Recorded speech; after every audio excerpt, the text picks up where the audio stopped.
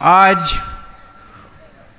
पूर्वी जोन के बूथ कार्यकर्ता सम्मेलन के लिए आए हुए मेरे सभी साथियों, मंच पे बैठे हुए गुजरात प्रदेश के प्रभारी गोपाल राय जी, प्रदेश अध्यक्ष यशोदान गढ़वी जी, हमारे एमएलएज गोपाल इटालिया जी, चैतर वसावा जी, हेमंत भाई और अन्य सभी नेतागण जो मंच पे बैठे हुए हैं, और पांचों लोकसभाओं से आए हुए मेरे सभी बूथ कार्यकर्ता, तालुका कार्यकर्ता, तालुका प्रभारी, सह प्रभारी, जिला स्तर के सभी प्रभारी, सह प्रभारी कार्यकर्ता, आप सब लोगों को मेरा नमस्कार, सबको मेरा प्रणाम।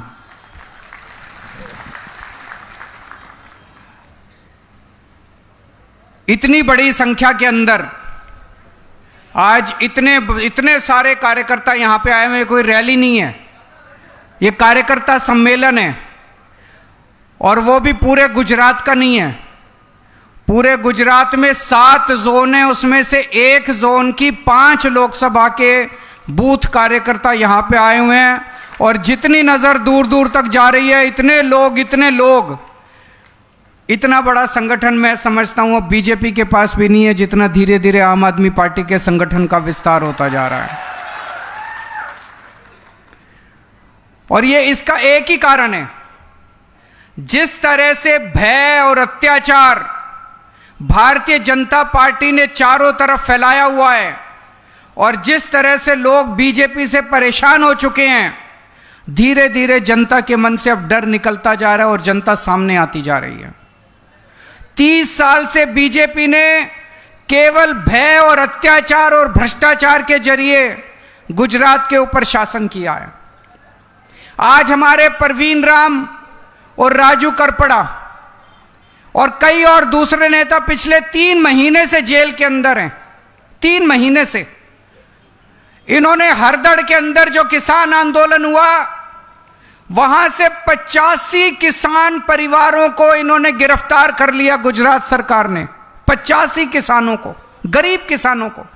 उनका कसूर था कि वो किसानों की कर्जा प्रथा के खिलाफ आवाज उठा रहे थे, किसानों का हक मांग रहे थे, किसानों के लिए न्याय मांग रहे थे, और शांतिपूर्ण आंदोलन था। 85 किसानों के परिवारों, किसानों को इन्होंने गिरफ्तार कर लिया। हमारे परवीन राम और राजू करपड़ा जो नेता हैं, वो भी 3 महीने से जेल के अंदर हैं। लेकिन दोस्तों, सबसे खूबसूरत बात यह है, मैं इनके परिवारों से मिला। जो 85 किसानों को इन्होंने गिरफ्तार किया, उनके परिवारों से मैं खुद जाके मिला। उनके परिवारों ने मेरे को कहा, अरविंद जी चिंता मत करो, 2 महीने तो क्या, 3 महीने तो क्या, गुजरात के लिए, गुजरात के लोगों के लिए, गुजरात की तरक्की के लिए, किसानों के लिए 3 साल भी अगर जेल में रहना पड़े तो हम जेल के लिए, हमारे बच्चे रहने के लिए तैयार हैं। आज लोग आवाज उठा रहे हैं, लोगों के मन से डर निकलता जा रहा है। मुझे बेहद खुशी है कि धीरे धीरे लोग खड़े होते जा रहे हैं। एक टाइम ऐसा था जब गुजरात देश का सबसे अमीर देश माना जाता था, सबसे समृद्ध देश माना जाता था। गुजरात के लोग समृद्ध थे, गुजरात के लोग खुशहाल थे। आज 30 साल के अंदर भारतीय जनता पार्टी ने सब कुछ लूट लिया, सब कुछ खा गए ये लोग। आज किसानों को खाद नहीं मिलती, किसानों की खाद खा गए, किसानों को बीज नहीं मिलता, किसानों का बीज खा गए, आपका सिंचाई का पानी पी गए, किसानों का एमएसपी, उनके पूरी फसलों के दाम नहीं मिलते, किसानों के पैसे खा गए, गुजरात की सड़कें खा गए, गुजरात की बिजली खा गए, आपके स्कूल खा गए ये बीजेपी वाले। सरकारी स्कूलों का बुरा हाल कर दिया इन्होंने जानबूझ के।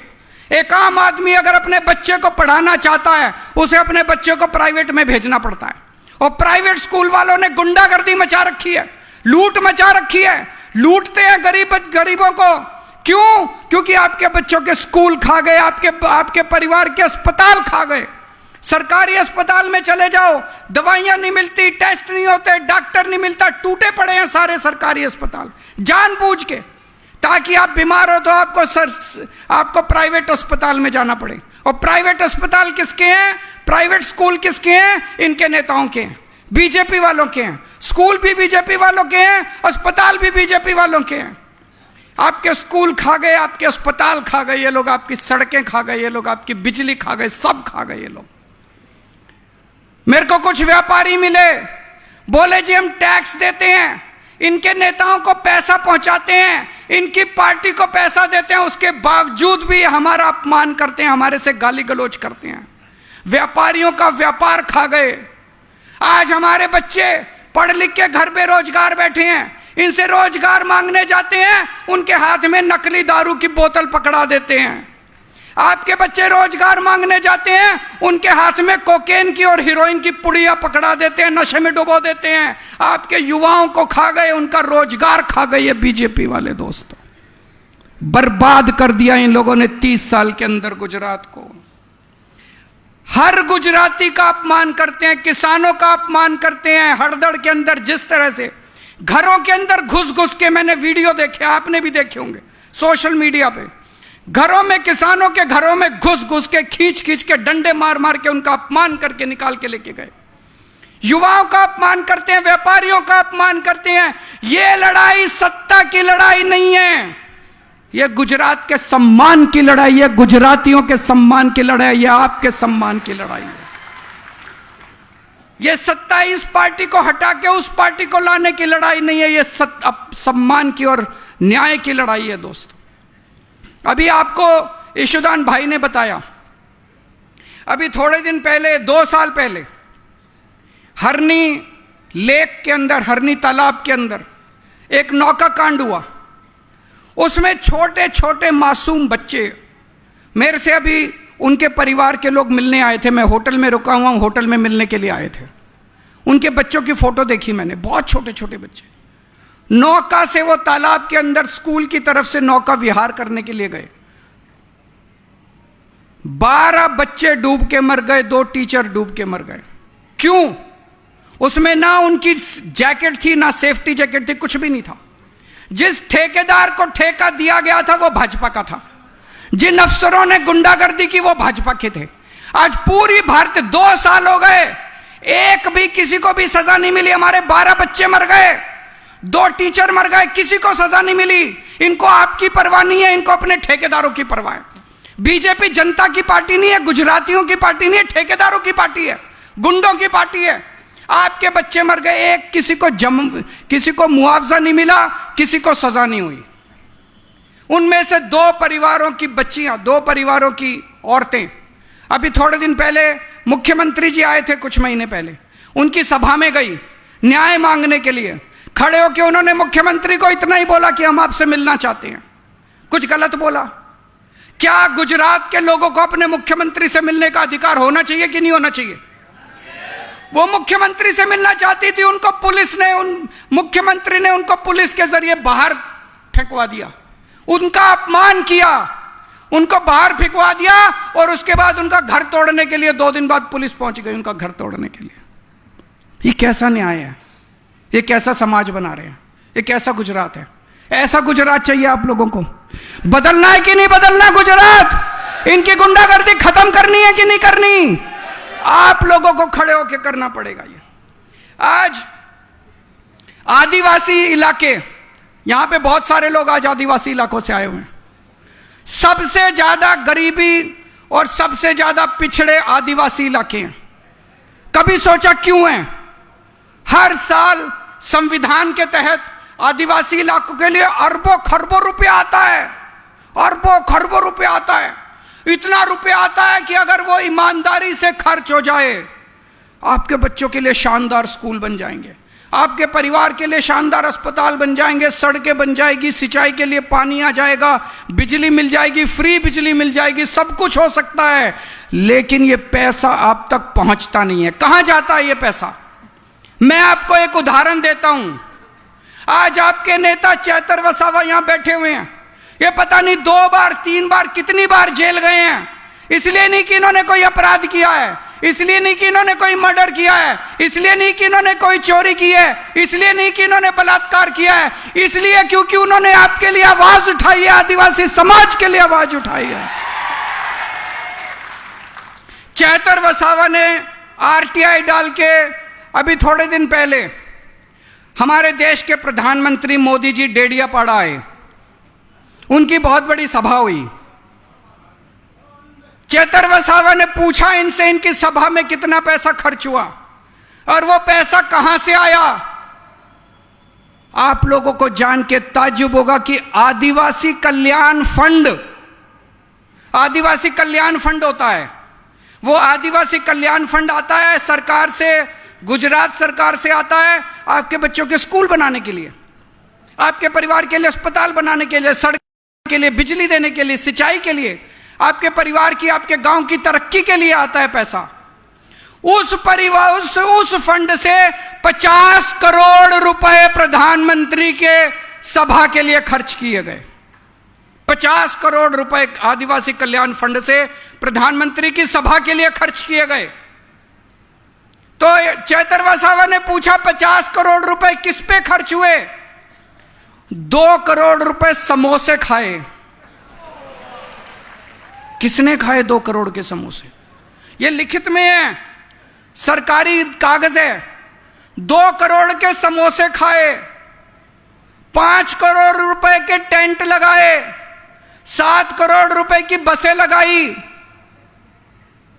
प्रधानमंत्री जी आदिवासी इलाके में आए, बड़ी अच्छी बात है, लोगों के बीच में जाना चाहिए, हम इसका विरोध नहीं करते, लेकिन वो तो प्रधानमंत्री हैं, उनके पास तो बहुत पैसा है, वो केंद्र सरकार से पैसा खर्च के सभा कर लेते। आदिवासी समाज का पैसा क्यों चोरी किया उन्होंने? आदिवासी समाज के पैसे से सभा क्यों की उन्होंने? केंद्र सरकार से पैसा खर्च के वो बसें ले लेते, केंद्र सरकार के पैसे से 2 करोड़ नहीं 20 करोड़ के समोसे खा लेते। हमें कोई तकलीफ नहीं है, हमें कोई तकलीफ नहीं है। 20 करोड़ के 30 करोड़ के समोसे खाते, चाय पीते, खूब खाते। आदिवासी जिस 50 करोड़ में आप सोच के देखो आपके कितने स्कूल बन सकते थे, आपके कितने अस्पताल बन सकते थे। ऐसे खराब करते हैं ये आपका पैसा, ऐसे चोरी करते हैं आपका पैसा, इसलिए आदिवासी समाज पिछड़ा रह गया। 30 साल से इन्होंने आपका सारा पैसा खर्च किया। इन्होंने केवल और केवल डरा के, लोगों को डरा के, अत्याचार करके, अपमान करके लोगों को अपने नीचे रखा हुआ है। पूरे गुजरात के अंदर त्राही त्राही मची हुई है। जब आप किसी को बहुत ज्यादा डराओ तो एक दिन ऐसा आता है जब वो खड़ा होके आपकी, आज पूरा गुजरात खड़ा हो रहा है बीजेपी के खिलाफ।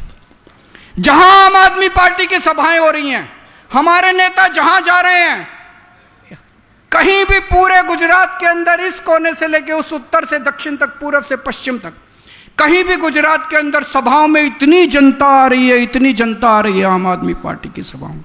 देखा आपने सोशल मीडिया में, आपके गांव के सभा हुई, लोगों ने कितना साथ दिया। पूरे गुजरात की जनता बोल रही है कि आप लोग बहुत अच्छा कर रहे हो, इस बार बदलाव आएगा। इस बार जनता बदलाव चाहती है, इस बार बदलाव आएगा। 2027 के चुनाव में आप देख लेना, मैं यहां कह के जा रहा हूं, बीजेपी जाएगी, गुजरात के लोगों की सत्ता आएगी।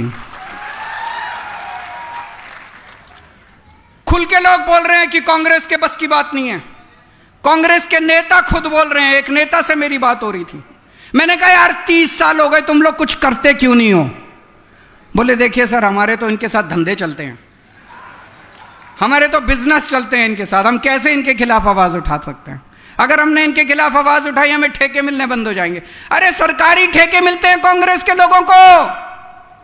कांग्रेस हरा सकती है बीजेपी को, केवल आम आदमी पार्टी हरा सकती है, क्योंकि ईशुदान गढ़वी को ठेके नहीं मिलते, गोपाल इटालिया को ठेके नहीं मिलते, चैतर वसावा को ठेके नहीं मिलते, इन लोगों को ठेके नहीं मिलते सरकार से। हम लोगों को ठेके नहीं चाहिए सरकार से, हम जनता के लिए काम करते हैं, आपके लिए काम करते हैं। दोस्तों, अभी थोड़े दिन पहले आपने अखबार में पढ़ा होगा, वडोदरा के 5 बीजेपी के विधायकों ने अपने मुख्यमंत्री को चिट्ठी लिखी है। बीजेपी के 5 विधायक, कांग्रेस के नहीं, विपक्ष के नहीं, बीजेपी के 5 विधायकों ने मुख्यमंत्री को चिट्ठी लिखी है। ये 5 विधायक हैं शैलेश मेहता, केतन इनामदार, धर्मेंद्र सिंह वघेला, अक्षय पटेल, चैतन्य सिंह झाला। इन 5 ने चिट्ठी लिखी है। इस पत्र के माध्यम से बताना चाहते हैं कि राज्य में दिन प्रतिदिन प्रशासनिक व्यवस्था में भारी गिरावट हो रही है। प्रशासन का दायित्व व्यवस्था को सुचारू रूप से चलाने का होता है, लेकिन आज एक सामान्य नागरिक के लिए सरकार में छोटे से छोटे काम कराना युद्ध की तरह हो गया है। इनके विधायक लिख रहे हैं कि आज सरकार में, तहसील में, सरकारी दफ्तर में एक आम आदमी जब जाता है और काम कराने की कोशिश करता है, ऐसे हो जाता है जैसे वो युद्ध में युद्ध करने के लिए गया है। राज्य के वरिष्ठ अधिकारियों से लेकर छोटे कर्मचारियों तक जनता की परेशानियां बढ़ती जा रही हैं। अधिकारी स्वयं को प्रजा और प्रतिनिधियों से ऊपर समझकर मनमानी कर रहे हैं। वो कह रहे हैं अधिकारी हमारी नहीं सुन रहे।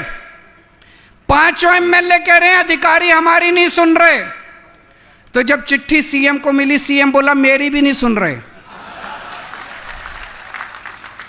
सीएम की भी नहीं सुन रहे, एमएलए की भी नहीं सुन रहे, मंत्री की। ये क्या चल क्या रहा है गुजरात के अंदर? ऐसे लोगों को क्यों वोट देते हो? वो खुद ही कह रहे हैं हमारी नहीं सुन रहे। उन्होंने ये चिट्ठी क्यों लिखी? उन्होंने चिट्ठी जनता को बताने के लिए लिखी है हमारे पास मत आओ काम कराने के लिए, हम काम नहीं करा सकते। जो लोग खुल के बोल रहे हैं हम काम नहीं करा सकते, उनको वोट क्यों देते हो? ऐसे लोगों को वोट दो जो काम करा सके। आज मैं कह रहा हूं आम आदमी पार्टी की सरकार बनाओ, सारे काम होंगे आप लोगों के। आज इतनी बड़ी संख्या में आप सब लोग आए हैं।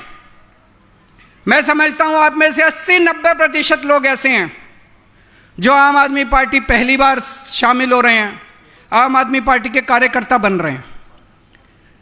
अगर 30 साल में भारतीय जनता पार्टी ने अच्छी सरकार चलाई होती, आज यहां एक भी आदमी नहीं आता।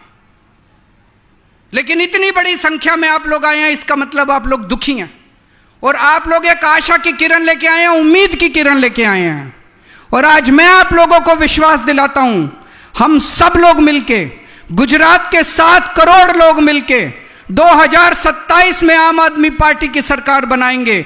और ऐसी सरकार बनाएंगे, ऐसा गुजरात बनाएंगे जहां किसान खुशहाल होगा, जहां व्यापारी खुशहाल होगा, जहां युवाओं को रोजगार मिलेगा, जहां किसानों को टाइम पे खाद मिलेगी, जहां किसानों को टाइम पे बीज मिलेगा, उनको सिंचाई का पानी मिलेगा, उनको फसलों के पूरे दाम मिलेंगे, जहां सड़कें अच्छी होंगी, जहां अच्छे सरकारी स्कूल बनाए जाएंगे, अच्छे अस्पताल बनाए जाएंगे।